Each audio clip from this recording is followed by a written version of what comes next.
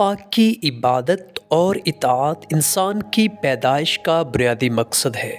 دنیا کی رونق اور نفس و شیطان کے دھوکے سے یہ مقصد نگاہوں سے اوجھل ہو جاتا ہے۔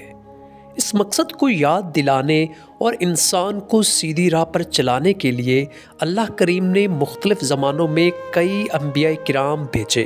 انبیاء کرام انسان کو اس کے مقصد حقیقی کی پہچان کرواتے اور اس کی ہدایت اور رہنمائی فرماتے۔ یہ انبیاء مختلف زمانوں میں مخصوص قوموں اور ملکوں کی طرف بھیجے گئے۔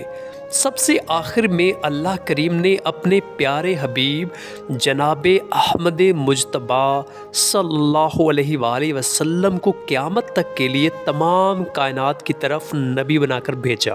آپ کی آمد سے پہلے گزشتہ انبیاء کرام کی تعلیمات بھلا دی گئی تھی۔ دنیا جہالت کے اندھیروں میں بھٹک رہی تھی۔ کئی برائیوں نے دنیا کے سارے معاشروں کو اپنی لپیٹ میں لے رکھا تھا۔ بالخصوص عرب سرزمین تو بدترین بدحالی کا شکار تھی۔ ظلم و زیادتی، فحاشی اور بے حیائی، لڑائی جھگڑا، جوا اور شراب کی کثرت، قتل و غارت گری، جاہلانہ رسومات، بت پرستی، غرور و تکبر اور جہالت کے بادل ہر طرف تاریکی پھیلا رہے تھے۔ ایسے ماحول میں اللہ کے آخری نبی حضرت محمد مصطفیٰ صلی اللہ علیہ وآلہ وسلم کی ولادت ہوئی۔ آپ کی ولادت کے ساتھ ہی کچھ ایسے واقعات رونما ہوئے جو اس بات کی خوشخبری تھے کہ وہ زمانہ آ چکا ہے کہ جس میں اسلام کی روشنیاں کفر کی تاریکیوں کو مٹا دیں گی۔ نوشیروان کے عالی شان محل کا پھٹنا اور اس کے 14 کنگوروں کا گر جانا، فارس میں مجوسیوں کی عبادت خانے کی صدیوں سے روشن آگ کا یکدم بجھ جانا، دریائے ساوا کے موجیں مارتے پانی کا خشک ہو جانا، یہ اور اس طرح کے کئی واقعات اس بات کی علامت تھے کہ اب عالم کا رنگ بدلا ہے اور نئی حکومت کا سکہ چلے گا۔ ایسے ماحول میں حضرت آمنہ رضی اللہ عنہا کے بظاہر سادہ سے مکان میں سعادتوں اور مسرتوں کا نور چمکا اور اللہ کے آخری نبی صلی اللہ علیہ وآلہ وسلم کی جلوہ گری ہوئی۔ آپ کی ولادت سے صرف آپ کی والدہ ہی خوشی سے مسرور نہیں ہوئی بلکہ تمام غمزدوں اور درد کے ماروں کے لبوں پر مسکراہٹیں پھیل گئیں۔ آپ عرب کے مشہور خاندان قریش کی شاخ بنو ہاشم سے تعلق رکھتے ہیں۔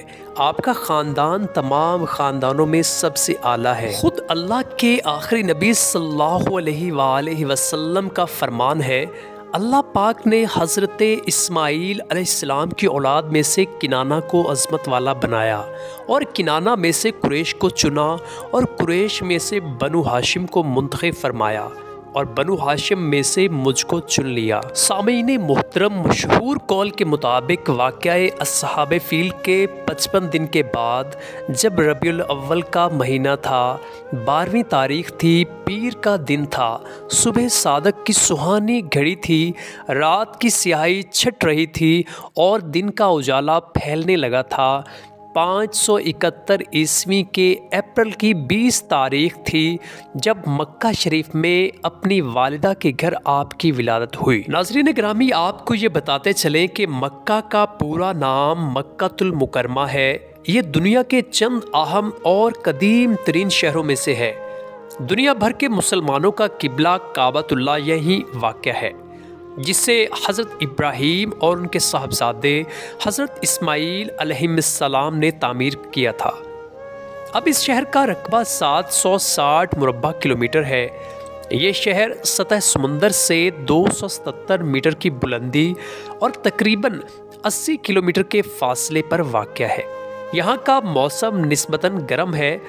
گرمیوں میں شدید گرمی پڑتی ہے اور درجہ حرارت عام طور پر 40 سینٹی گریڈ رہتا ہے۔ اللہ کے آخری نبی صلی اللہ علیہ وآلہ وسلم نے ظاہری حیات کے تقریباً 53 سال یہاں گزارے۔ جناب مصطفیٰ صلی اللہ علیہ وآلہ وسلم کا والد ماجد کی طرف سے نسب شریف یہ ہے: حضرت محمد صلی اللہ علیہ وآلہ وسلم بن عبداللہ بن عبد المطلب بن ہاشم بن عبد مناف بن قصا بن کلاب بن مرہ بن کعب بن لوا بن غالب بن فہر بن مالک بن نضر بن کنانہ بن خزیمہ بن مدرکہ بن الیاس بن مدر بن نزار بن معد بن عدنان۔ جبکہ والدہ ماجدہ کی طرف سے نسب شریف یوں ہے: حضرت محمد صلی اللہ علیہ وآلہ وسلم بن آمنہ بنت وہب بن عبد مناف بن زہرہ بن کلاب۔ ناظرین گرامی، آپ کے والد گرامی حضرت عبداللہ رضی اللہ عنہ ہیں۔ یہ سیرت و صورت دونوں میں بے مثال تھے۔ ان کا وصال آپ کی ولادت سے قبل 25 سال کی عمر میں ہوا، جبکہ آپ کی والدہ ماجدہ حضرت آمنہ رضی اللہ عنہا ہیں۔ یہ اپنے نسب و شرف میں قریش کی تمام خواتین میں سب سے افضل تھی۔ والد کے وصال کے بعد انہوں نے اپنے شہزادے کی پرورش کی۔